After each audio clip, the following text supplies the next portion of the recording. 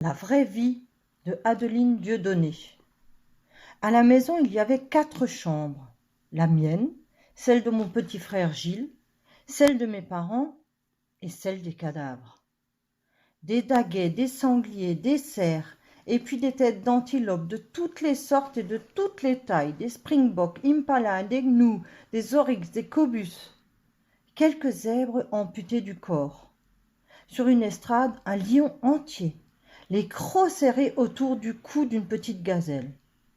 Et dans un coin, il y avait la hyène. Tout empaillée qu'elle était, elle vivait, j'en étais certaine, et elle se délectait de l'effroi qu'elle provoquait dans chaque regard qui rencontrait le sien.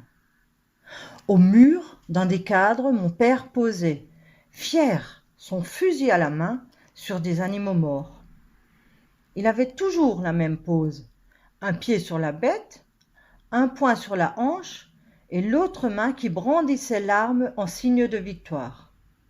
Ce qui le faisait davantage ressembler à un milicien rebelle shooté à l'adrénaline du génocide qu'à un père de famille. La pièce maîtresse de sa collection, sa plus grande fierté, c'était une défense d'éléphant. Un soir, je l'avais entendu raconter à ma mère que ce qui avait été le plus difficile, ça n'avait pas été de tuer l'éléphant.